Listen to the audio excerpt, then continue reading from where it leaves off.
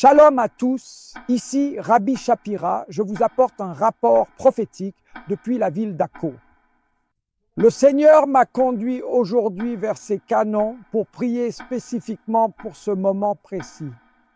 Nous voyons la prophétie se réaliser sous nos yeux d'une manière sans précédent et j'ai besoin que vous soyez particulièrement attentifs aujourd'hui. Il y aura une vidéo de suivi qui sera probablement publiée dans un jour ou deux. Mais la raison pour laquelle je me tiens ici à côté des canons, c'est parce que je crois que la guerre avec l'Iran est imminente. J'assume cette position. Et même s'il semble que Donald Trump ait pris du recul, je vous le dis aujourd'hui, un conflit avec l'Iran est imminent. Et ce soi-disant retard qui, soit dit en passant, est intéressant car il a lieu juste avant la fête de Pourim, n'est pas une coïncidence. Maintenant, laissez-moi vous expliquer ce qui s'est passé au cours des dernières 24 heures et pourquoi c'est si important. Ici en Israël, il y a un énorme tumulte à propos de ce qui s'est passé. Vous voyez le soi-disant Conseil pour la paix qui a été mis en place par les États-Unis. Et je vous l'ai déjà dit, n'idolâtrez pas Donald Trump ni son administration. Soyez prudents, il y a d'autres forces à l'œuvre ici. Ce sont les Sarim d'en haut, je vous l'ai déjà dit. Et maintenant, vous devez comprendre que les deux pires ennemis d'Israël, en dehors de l'Iran, sont la Turquie et le Qatar. Rappelez-vous, le Qatar c'est le Hamas et le Hamas c'est le Qatar. La Turquie, c'est le Hamas et le Hamas, c'est la Turquie. Vous devez vous souvenir de ces choses. Il est frappant de voir que les États-Unis ont décidé que maintenant, ils sont prêts à passer à la phase bêta pour la reconstruction et la mise en place de Gaza.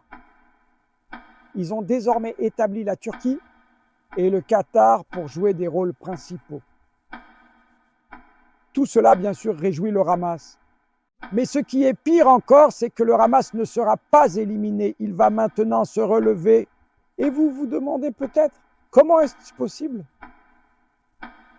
Voyez-vous, la Bible nous parle d'une invasion dans les derniers jours. Si la rédemption doit venir, en ce temps-là, à Dieu ne plaise. Saviez-vous, par exemple, que la Turquie possède la plus grande flotte militaire de l'OTAN? Pouvez-vous imaginer des navires de guerre turcs entrant à Gaza?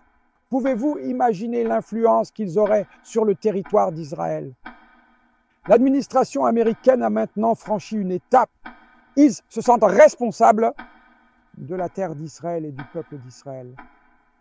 L'arrogance de l'Amérique est une lampe rouge et j'exhorte chacun d'entre vous à prier alors qu'Israël tente maintenant d'annuler ce décret. J'écoute le tollé à l'intérieur du pays d'Israël face à la décision et à l'arrogance des États-Unis d'Amérique qui prétendent être désormais responsables de Gaza et qui dictent les règles du jeu. Eh bien, j'ai une nouvelle pour vous aujourd'hui. Ce n'est pas l'Amérique qui dicte les règles. C'est le Dieu d'Israël qui est aux commandes. Cette décision de placer ces deux pays dans le conseil qui supervise le travail à Gaza est choquante et ahurissante. Le Seigneur m'a conduit à lire dans la Gemara à Avodah Zara, chapitre 2. Il est écrit dans ces textes qu'il y aura une dernière guerre qui opposera Édom et la Perse, c'est-à-dire l'Iran. Puis, à la fin de cette guerre, écoutez-moi bien, je ne fixe ni temps ni date. Je vous dis simplement ce que dit la Tosefta. Le royaume de Rome vaincra le royaume de Perse. Les gens me demandent, y aura-t-il un conflit entre ces deux-là? Bien sûr, il y a un conflit entre les deux. Une guerre arrive. Ne vous faites pas d'illusions en pensant qu'elle n'arrivera pas. Elle arrive et elle sera encore plus importante. La partie surprenante de la Gemara et de la Tosefta, c'est d'expliquer ce qui vient après, alors que vous entendez le bruit des mosquées ici même en ce moment. Écoutez attentivement ce qui est dit ici. Il est en effet précisé qu'en ces jours-là, Le monde entrera dans les jours du Mashiach. Ce sera une période de 9 mois, comme pour la naissance d'un enfant. Ainsi, la Guémara dit qu'à partir du moment où l'Iran sera détruit, il y aura 9 mois jusqu'au début de la venue du Mashiach. Encore une fois, je veux faire une mise en garde. Je ne donne absolument aucun moment ni aucune date précise. Je vous dis simplement ce qui est écrit. Alors écoutez les bombes, écoutez ce qui se passe en ce moment et que l'Amérique ne trahisse pas Israël.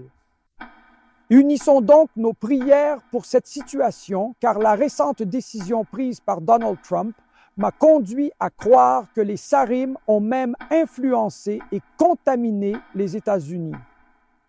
Au bout du compte, Israël devra se lever seul comme la sentinelle sur ce mur. Soyez une sentinelle sur le mur.